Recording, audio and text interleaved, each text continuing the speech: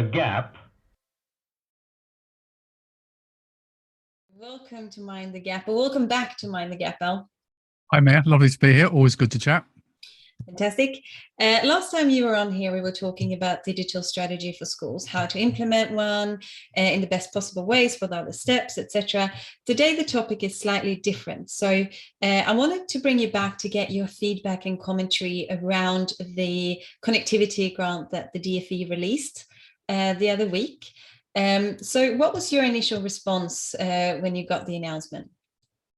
Well, I think naturally the immediate response was I was really pleased to see that there was a recognition that this hasn't magically gone away as a challenge in terms of digital equity. But of course, like many, I'm really mindful of the amount of communication that comes out into our inboxes in a hopefully helpful and constructive way. So there's always a concern about the level of visibility this might have. And I think with so many pressures, the start of a new academic year, it would be really easy for this to perhaps drop a little bit off the radar as we are trying to embrace a sense of the new normal. And from our previous conversations, Mia, you know that I'm very much of the mindset that there are loads of lessons learned over the last 18 months, and we need to make sure we actually continue to utilize some of the newly acquired tools and skills in a digital way with all of our learners. Fantastic. I fully agree with you. And with a recent study that we did at Khajiit, we reached out to over 1,000 teachers across the country, and we asked them to get their feedback about the digital inclusive incentives happening at their schools. And one of the questions was, how many % of the homework that you provide out to your students requires internet connection or requires connectivity? And 89% currently of all the homework requires an internet connection. And with less than, with almost 10% of students across the country do not have adequate internet access at home, obviously this is a big issue. So how do you think that this DfE grant or could help support those students? I think it has the potential to be significant. Whilst I'm quite supportive of the fact that sometimes worksheets and printed documents can be a useful way of facilitating learning, I think we've got to be mindful that for some of the few positives, I guess, over the last 18 months, we've acquired skills and access to all sorts of new digital tools and resources to support teaching and learning. And that feeds through from what we might have thought of as our scheduled day to the way that we can deliver learning at home in the evenings. And so if we want to embrace those platforms and that technology, whether it's to provide those great video exemplars and resources or simply access to content for further research, we need to kind of be mindful that just because most of our cohort might at the moment be in school, and we never know what next week brings along the line, in terms of home learning, that need to ensure that all of our students have got digital access hasn't gone away. It's still paramount, probably more so now because of the broader range of tools that we're using. Absolutely. And looking at those tools, because another question in the same study was, how do you as a teacher handle if a student do not have internet access at home? How do you support them? And the vast majority of these teachers said that they do just that. They print out their homework and send with the students back home.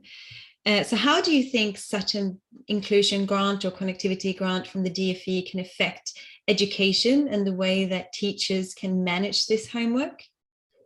Well, I think like all these strands, it's really about, what's our key priority? Well, we all know that our priority is about enhancing the teaching and learning experience. And given that we now have additional tools in the toolkit alongside that pure pedagogy that allow us to engage with our students, I think all schools looking at that bigger picture of their digital strategy are saying, well, how do we get the right tools, the ones that will engage our learners most, into their hands? And so I think compromising by not having that level of digital equity naturally restricts the way that we can have parity in the way that we both assess our students' learning and track, because many of the tools now provide that fantastic feedback loop that allows us to see sometimes in real time, not just when a learner's completed work, but when they've actually started to engage with the work. And of course, these are at different levels depending on the child's age. But I think we've also got to be mindful that we've also learned that some of these tools also promote far better communication and collaboration with families in the broader sense. And so that connectivity can also support our engagement with parents, whether it's the digital parents' evenings that have supported some of our harder to reach families being engaged, But also, I think in terms of just that sense of equity and what our students can access right now. And I guess if you're thinking about looking forward and how to support them going forward and in the future, so the current grant from the DfE is out to cover connectivity solutions purchased between the 1st of September to the end of December 2021. And that's only for students who do not have internet access at home. So how do you see this going forward with your experience and your knowledge? Do you see this as something that the DfE is going to keep up to support, or how would you look at it? This is the moment where we pull out the magic crystal ball, Mia, and try and predict the future. I think, like all things, there's an intent to do the right thing and a recognition that there is a gap, not least with the additional expectations and obligations on schools to have a clear plan for delivering remote teaching and learning. We know the landscape is uncertain still in terms of our cohorts' access to the school building. I think we always have to work a little bit with guidance from the government as bird in the hand and recognise that the next 3 months is key. We want to, where possible, take the right steps at school leadership to put tools in place to mitigate before there's a problem, rather than waiting until there is a problem. We'd like to think that recognising this problem won't go away, that there would be a continuity of this funding.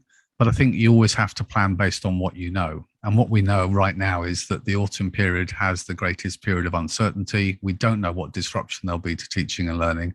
But what we also know is right now is where we've got a cohort of learners where, for many, trying to support and nurture, I don't like using the catch-up word, but some of the learning loss with their personalised learning can really be amplified and supported by some of the newly acquired tools that we're using across our schools.